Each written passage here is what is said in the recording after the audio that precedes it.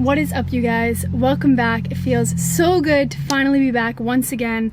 For those of you guys who don't know me, my name is Kaylee, and today's video I'm going to be talking about the topic that I feel like is not talked about enough on social media, and that is mental health. So this video in particular is going to be kind of a very cut and dry, short and sweet, to the point technique that I have learned and started using the last couple months that has been absolutely life-changing for me. So I want to share with you guys this information as soon as possible. I just want to give a quick disclosure that this information, this wisdom, this knowledge that I'm sharing with you guys today is not one of my own. This is just information that I have gathered from books that I've read, from other YouTube videos that I've watched, and research that I've done, and sharing that with you guys. So today's topic in particular, the information that I am going to be sharing with you, is sourced from, I guess you could call, a spiritual teacher by the name of Abraham Hicks. So to kind of give you guys a little backstory, if any of you guys don't know who I am, I have been traveling in this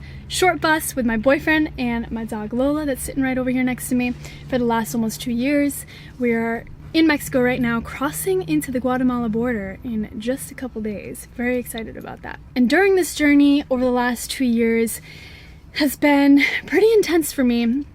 I've dealt with a lot of periods of anxiety and depression, and I think the reason being is because I've put myself in a situation where there's a lot less distraction going on in my life, and it's really forced me to kind of face myself and face the things that I need to work on. So the technique that I'm going to be talking about in particular today is actually called the emotional scale. So basically what the emotional scale is a scale of emotions, and they range from low vibration all the way up to the highest vibration. So when you're in a very low vibrational or negative place, such as hopelessness, despair, sadness, and depression, then a lot of times it's really hard to get out of that.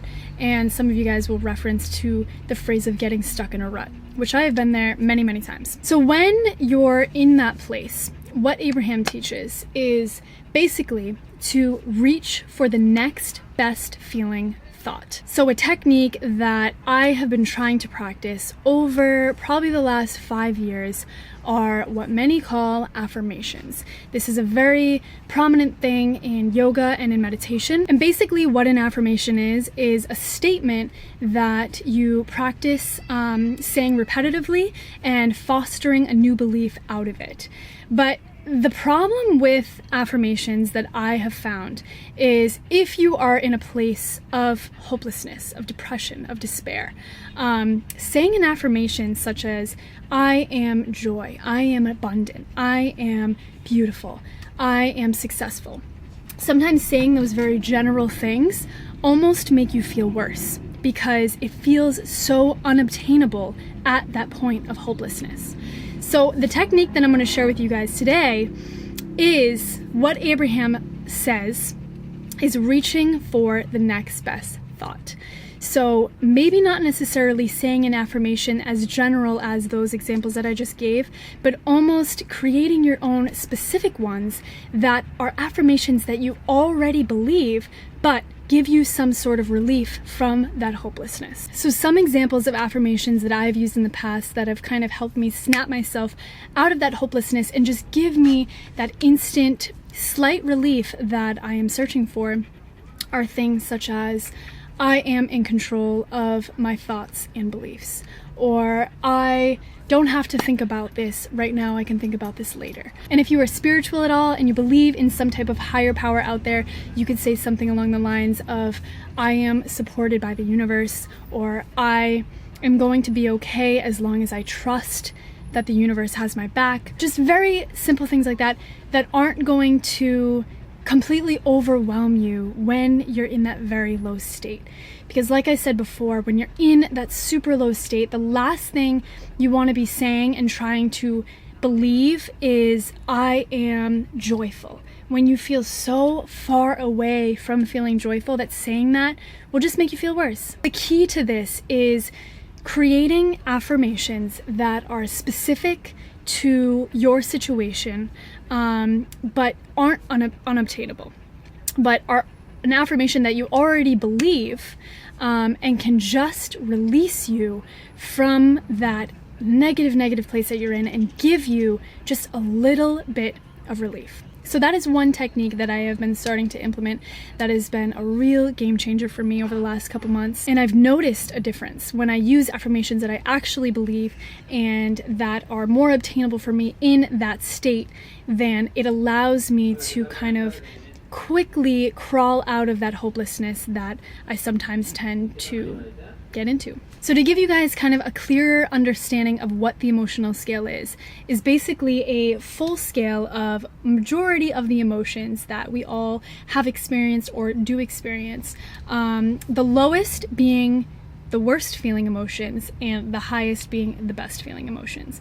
So it kind of really maps it out in a really cool way, because obviously you're gonna feel your worst when you're feeling depressed, fearful, despair, and you're gonna feel your best when you're feeling joyful and passionate and empowered. And this is something I didn't really fully understand until I started paying attention to the emotions that I was dealing with through my healing process.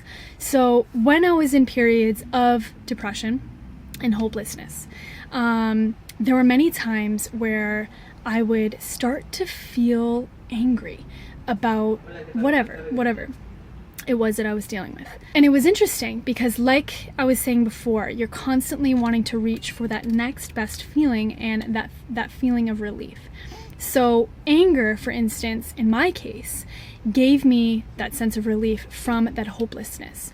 And the reason being is when you're feeling hopeless, you're feeling exhausted. You're feeling like you just want to lay in bed all day. You're feeling lack of purpose. You're feeling just totally drained. In that anger, when I allowed myself to feel that anger, it brought upon an energy within me that either drove me to take action in whatever it was that I needed to take action in. For an example, in my case, I was feeling very sad that I was still experiencing panic attacks. And I was feeling hopeless because I didn't see an end to it. I thought it was something I was going to deal with for the rest of my life. I didn't know if it was something that I could actually heal and overcome, and it made me feel very, very hopeless. And once I kind of allowed myself to go through that hopelessness feeling, but was doing affirmations, like I was saying before, that kind of specify to your situation and kind of allow you to reach for that next best feeling, I started feeling angry.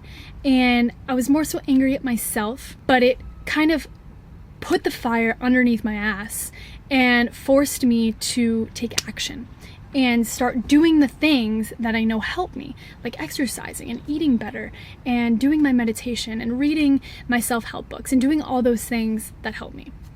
So anger isn't something that you want to stay in. It's not an emotion that you want to feel all of the time. But sometimes feeling something like that is a better feeling emotion than the one below it, which would be hopelessness for my case, can really help in your healing process. So once I started paying more attention, when I recognized, I was like, oh my gosh, why am I angry? And then I looked at the emotional scale and I realized that it was bringing me some sort of a weird satisfaction when I was angry. And then when I started paying more attention to myself and the things that I was doing, I started recognizing that I was starting to put blame on others. And I wasn't taking responsibility for the way that I was feeling. So as you can see, from my experience, I can relate to how the emotional scale makes sense and how you can kind of reference your emotions and why each emotion kind of gives you a better feeling and a sense of relief. As long as you're moving up the emotional scale and you're not staying in each emotion for too long, then things are only going to get better. And I can say that from my own experience, because being in a state of hopelessness is not easy. It is not easy to get yourself out of that. But there are tools that can really, truly help you.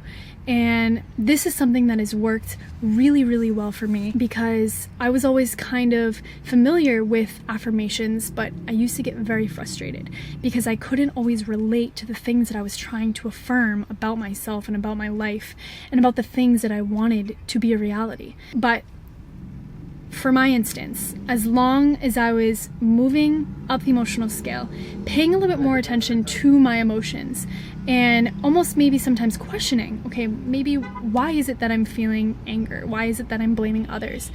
And not pushing those emotions away, because sometimes that's not always good. And that is something that I feel like is done way too often. But if you can also include other things such as meditation and exercise and consoling with others or talking to a therapist and kind of exuding that energy in your body and the emotions that you're going through, it can really, really, truly help. I'm only speaking from experience. I'm not saying what is right or wrong.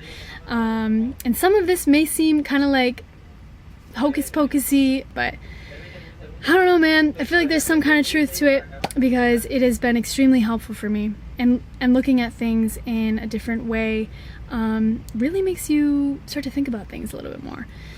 So that's all I got for you guys. I'm here for any of you guys that want to reach out, email me, talk about anything in a little bit more detail. I am an open book, and I am here to listen, and I'm here to hopefully make you feel less alone, because I know what it feels like to not feel mentally clear and not to constantly be feeling happy and joyful. I know what it feels like to be depressed and hopeless, but things can always get better, and I can promise you that. So I love you guys. Thank you guys so much for watching and coming on here and supporting me. Any questions, like I said, you can email me at my email below that I'll link in the description. I also have my own personal Instagram that you can follow me on, and you can message me through there if you want. So next time you guys see me, I'll probably be somewhere in Guatemala. But that's all I got for you guys today. So I love you. Much love. I'll see you next time.